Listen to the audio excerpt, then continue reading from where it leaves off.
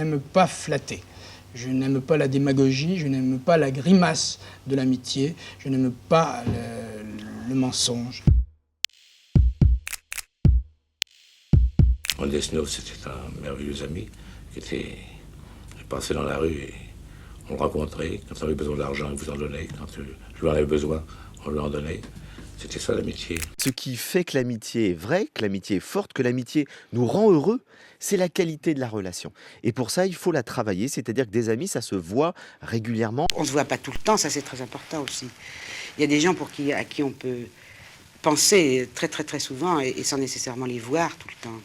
C'est des fils comme ça qui sont tendus entre les gens, qui restent tendus, ça, magiquement à travers les continents et les années.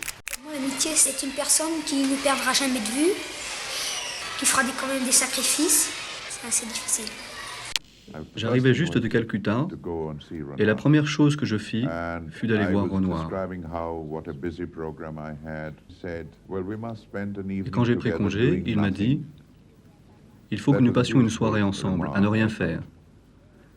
C'est une très bonne remarque, je trouve. Je trouve que c'est cela pour moi l'amitié, quand des amis vraiment intimes peuvent passer des heures ensemble sans rien dire. C'est formidable, une amitié féminine, la solidarité vraiment qu'on est proche.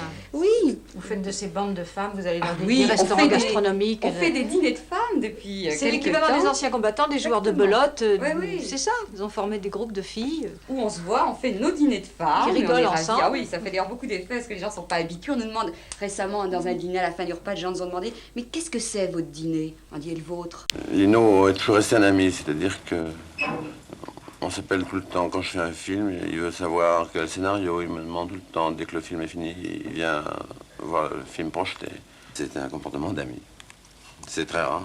Et c'est peut-être bien l'une des causes de notre amitié. Une amitié qui n'exige rien, n'oblige pas, ne conditionne nullement, n'établit point des règles et des frontières. Une vraie, une belle amitié fondée sur un salubre manque de confiance réciproque. Et je crois que ça doit être comme ça, l'amitié. Mon plus grand ami, c'est Gérard Brache. Je vois très rarement Gérard. Parfois, on se téléphone, mais je sais qu'il est là, vous savez, c'est ça qui est important. Je crois, pour ma part, qu'il n'y a de véritable amitié, au sens plein du terme, que celles qui sont nées dans la jeunesse. Oh, je crois qu'on se perdra de vue. Parce que d'année en année, on en connaît d'autres. Oui, l'amitié, bien sûr, c'est un joli mot dans la vie privée, mais dans l'existence professionnelle, je crois que ça complique les choses, quand ça ne les supprime pas totalement. Je crois même que, pour un chroniqueur parisien, l'amitié, ça finit par vous faire perdre à la fois tous vos sujets d'articles et puis par voie de conséquence, tous vos lecteurs. L'amitié dure un certain temps et puis après on change de nature, on change de caractère, on change de direction. Et chaque amitié a une influence. Après un moment donné, quand on s'était donné tout ce qu'on savait, tout ce qu'on avait à se donner, on a passé à d'autres amitiés. C'est très naturel. Pour voir si ce sont de vrais amis, c'est quand on est dans la malchance. Parce que quand on est dans la malchance, beaucoup nous quittent. L'amitié, je l'éprouve maintenant davantage parce que je suis arrivé à l'âge quand mes amis commencent à mourir.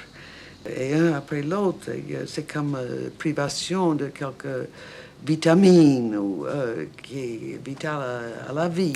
T'as pas d'amis? Et c'est qui lui? Lui? Ouais, une poupée.